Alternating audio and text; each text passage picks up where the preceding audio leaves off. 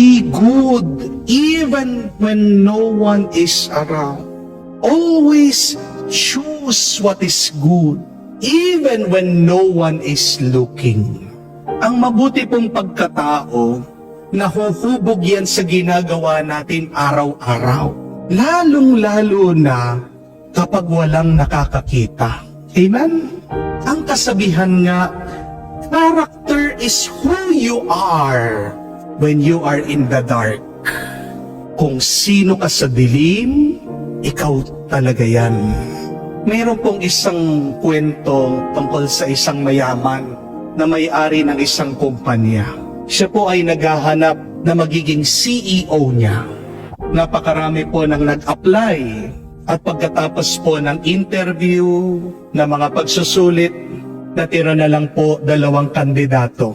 Ito pong dalawa, very qualified, napakatalino, marami na rin po silang naging achievement sa kanilang buhay.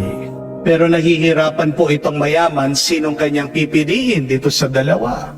Kaya itong mayaman, inutusan muna itong 2 kandidato, ang umuwi muna sila. Ang hindi nila alam, nag-hire po itong mayaman ng private investigator.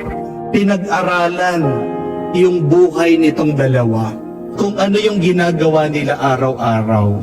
At alam niya po kung ano yung natuklasan nila. Yung isang nag-a-apply, yung isang kandidato, napakabait sa mga katrabaho. Pagkatapos niyang magtrabaho, uuwi agad, kasamang pamilya, madasalin, palasimba. At pagkatapos, kung meron po siyang free time, nag-exercise pa. Habang yung pangalawa, ang natuklasan nila, napakasungit sa mga empleyado. Palaging mainitin ang ulo. Palamura. Pagkatapos ng trabaho, kahit na meron po siyang pamilya, meron pong tinatago, may kulasisi siya. May other woman ng bababae. At minsan, may mga gabi na siya'y magbibisyo, sumusugal. Dito po nalaman ng mayaman kung ano talaga yung tunay nilang pagkatao. Ang tanong, sa tingin niyo po, sino yung pinili ng mayaman na maging CEO ng kanyang kumpanya? Siyempre yung mabait at yung magalang na kandidato, na kahit na walang nakakakita, na kahit na walang nakatingin, kahit na walang nakabantay. Mga kapatid, mas marami tayong malalaman tungkol sa isang tao kapag walang nakatingin sa kanila. Hindi po ba? What we do when nobody is looking reveals who we truly are. Magandang itanong po yan. Magandang suriin natin ang ating sarili. Ano ang ginagawa ko pag walang nakatingin? Ano ang ginagawa ko pag walang nakabantay? Yung paulit-ulit mong ginagawa kahit na walang nakatingin at nakabantay, tandaan niyo po, kayo yan. Who are you really? Check, see, evaluate yourself. What am I doing when no one is around? When no one is looking? When no one is checking? Maaaring maloko natin ang mga ibang tao. Pwede tayong magsuot ng maskara. Pwede naman po tayong magbalat kayo. Pero alam niyo po kung sino yung hindi natin maloloko sa buhay. 2, ang Diyos at ang sarili mo.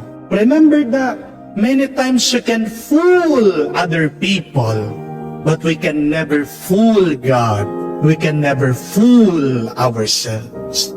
Tandaan niyo po, people will be impressed by your riches, but God can only be impressed by our character. Gusto mong mapabilib ang Diyos? Gusto mong mamangha ang Panginoon sa iyong ginagawa?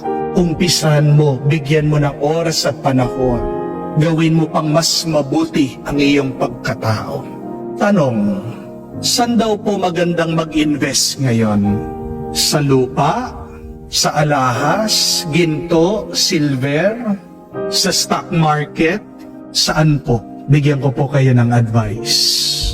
Ang pinakamagandang investment ngayon ay ang iyong pagkatao. Dahil tandaan niyo po, mga kapatid, lahat ng mga kayamanan dito sa mundo, mawawala yan, iiwan natin yan, minsan nanakawin, minsan mawawalan ng value, ng halaga. Pero ano ang hindi mawawala sa iyo? Yung iyong mabuting pagkatao. At ang pagkatao mong yan, yan ang ihaharap mo sa Diyos. Amen? Hindi naman po itatanong ng Diyos sa atin kung magkano yung ating naipon sa bangko, kung anong naging estado natin sa buhay. Ang titignan ng Diyos, ang kikilatisin niya, anong nangyari sa iyo? What have you become?